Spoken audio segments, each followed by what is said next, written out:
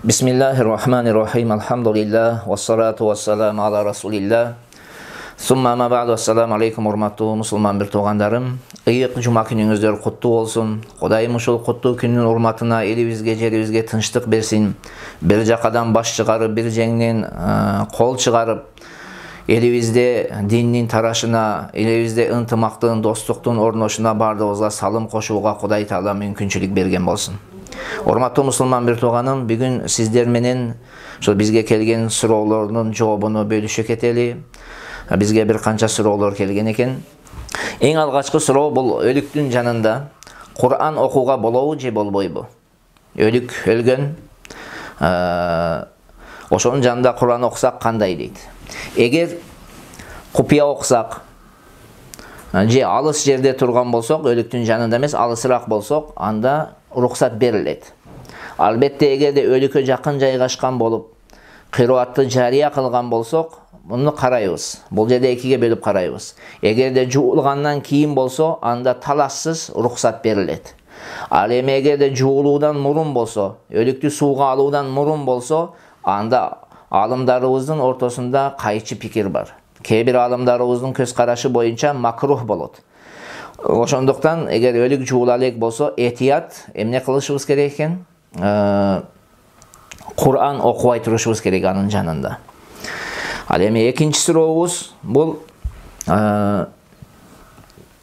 салам берген кезде, эгер салам берүүчү киши ассаламу алейкум деп айтса, мен ага ва алейкумуссалам ва рахматуллахи ва баракатуху деп дагы өзүмдөн бир сөздөрдү кошсом болобу же болбойбу деген сурооду узатыптыр. Бул тууралуу Абдулла ибн Аббас разияллаху анхунун сөзү эсиме келип атат. Ар бир нерсенин акыры бар дейт да. Ликулли шайин мунтаха ва мунтаха салам ал-баракат дейт. Ар бир нерсенин акыры бар, бирок саламдын акыры бул баракат. Ассаламу алейкум ва рахматуллахи ва баракатуху дейт, ушул дейт. Албетте бир риваятта пайгамбарыбыз саллаллаху алейхи ва салламдан ва алейкум ассалам ва рахматуллахи ва баракатуху ва магфиратуху деген хадис келген. Бирок ошол биринчи пикир сүннөт. Ассаламу алейкум ва рахматуллахи ва баракатуху ва алейкум ассалам ва рахматуллахи ва баракатуху деп токтотуу ошол сүннөт. Андан ал жагы рухсат. Аны сүннөт катарында эмес, ошол рухсат катарында бир адам ва магфиратуху деп кошсо зыяны жок. Себеби хадисте андай не болгон келген, бирок негизги сүннөт тарикасы, эрежеси баракатуху деген жерде салам берген адам токтотушу керек. Андан кийинки суроо: телефондорго Кур'ан, жанагы звонокко Кур'ан койсок же Аллах Тааланы эскере турган зикирлерден койсок болобу же болбойбу дептир. Бул нерсе шариатта рухсат берилбейт. Кала берсе исламда дагы, мисалга мен сабак өтүп жатып, мына китептен сабак өтүп жатып, ушул жерде сабагым акырыга жеттим да, убакыт бүтүп калды. Ошол убакыт бүтүп калган кезде валлаху алам бис саваб деп туруп, же болбосо башка бир Аллах Тааланын атын атап, ошондон максатым мына ушул сабак бүттү ушул жерде деген ой менен ошол сөздү айта турган болсом, алымдарыбыз ушундай нерсени жактырышкан эмес. Бул жакшы нерсе эмес. Ошон үчүн Кудай Тааланын зикирлерини, Кур'анды бизге бир нерсени бир нерседен кабар берүү үчүн, бир нерсени бизге жеткирүү үчүн мындай курал катарында колдонгонубуз бул туура эмес. Биз ага сый көрсөтүшүбүз керек, урмат көрсөтүшүбүз керек. Ошондой бизге ошондой милдет. Ал эми ошол эле учурда кээ бир адамдардын телефондорунда жанагындай бир болбогон эле бир музыкалар чыгат да. Болбогон ырларды коюп алышкан жана башка нерселерди. Ал да эле шариатта рухсат берилбейт. Жөнөкөй кадимкидей эле бир звонокторду койсок, ошол эң жакшысы ошол болот. Андан кийинки суроо: эгер пешинин 4 рекетин сүннөтүн окуй элек болуп имамдыкка өтсөм болобу деген суроо бериптир. Пайгамбарыбыз саллаллаху алейхи ва салламдан бир хадис келет. Бул хадисти валлаху алам Айша энебиз риваят кылган. Пайгамбар саллаллаху алейхи ва саллам пешинин 4 рекет сүннөтүн окуудан мурун не кылган? Пешин төрдеген сүннөтүнү фарздан кийин окуган деген бир риваят келет да. Пайгамбар саллаллаху алейхи вассалам пешинин 4 рекет сүннөтүн фарздан кийин окуган деген ушундай риваят бар. Бул риваят ошол биздин хадис китептерде келген. Бул хадисти имам Тирмизи риваят кылган. Мына ушул хадистин сырткы көрүнүшүнө алып карай турган болсок, Пайгамбар саллаллаху алейхи вассалам эмне кылган экен? Сүннөттү окубай туруп, имамдыкка чыгып, андан кийин пешинин 4 рекетин сүннөтү окуган деген түшүнүк пайда болот. Мына ушул хадистин негизинде, эгерде пешинин сүннөтүн окуя элек киши келип калды, мисалы имам болсо келип калды, жамаат чогулуп калган болсо, дароо жамаат менен окуп туруп, андан кийин пешинин сүннөтүн окуса эмне экен? Болот. Андан кийинки сурообуз ошол азыркы доорда үшүрдүн доору болду. Үшүр деп бул ошол алган түшүмдүн 1/10 бөлүгүнү кедейлерге, жакырларга таркатып берүүнү айтат. Мына ушул үшүр маселесинде биз жерди ижарага алабыз дептир.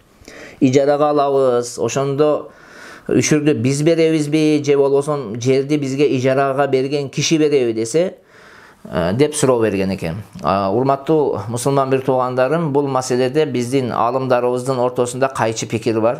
Абу Ханифа рахматуллаху алейхинин көз карашы боюнча ошол ижарага берген киши үшүр берет. Ал эми Абу Ханифанын шакирттеринин көз карашы боюнча, Абу Юсуф жана имам Мухаммад рахматуллаху алейхилердин көз карашы боюнча үшүрдү жанагы ижарага алган адам берет. Жанагы түшүмнүн ээси берет. Мына ушул сөзгө фатва берилген. Андыктан сиздин сурооңуздун жообу эмне экен? Сиз жерди ижарага алгансызбы? Сиз үшүр бересиз. Андан кийинки суроо, ушул бизде базарларда жолдон тосуп алышат, малдарды базарга кирбей эле жолдон тосуп алат. Ушул кандай болот деген бир суроо берилиптир. Абдан кызыктуу суроо. Бул суроо өтө эле көп келет. Өтө көп келген суроолордун бири. Бул жерде биз жакшы түшүнүшүбүз керек. Жакшы түшүнүп алышыбыз керек. Ошол жолдон тосуп алуу деп эмнени айтат? Жолдон тосуп алуу дегени эң биринчиден бул базардын эшигине келгенден кийин сатып алып туруп, базардын ичине алып кирип сатуу эмес. Бул базарга жеткирбей туруп, шаарга киргизбей туруп, башка жерден тосуп алууду айтат. Мисалга айталы, мына Бишкекте базар боло турган болсо, биз Бишкектен сырткалы чыгып, жанагы машин базарга жеткенди кезде ошол жерде келген малды, келген продукцияны дейли эмне боло турган болсо тосуп алып туруп, анан ошол жерден сатып алып, ошол жерден тиги негизги саудагерди жооп берип, анан ичкертке алып кирип алып сатууду не кылып коет? Ошону талаккил жалап деп коет. Жолдон тосуп алуу деп ушуну айтат шариатта. Ушул нерсе шариатта макрух, күнөө иштерден болуп эсептелет, бирок эки сүрөттө. Биринчиси, эгер жолдон тосуп ала турган болсоңуз, жергиликтүү элге зыяны тие турган болсо.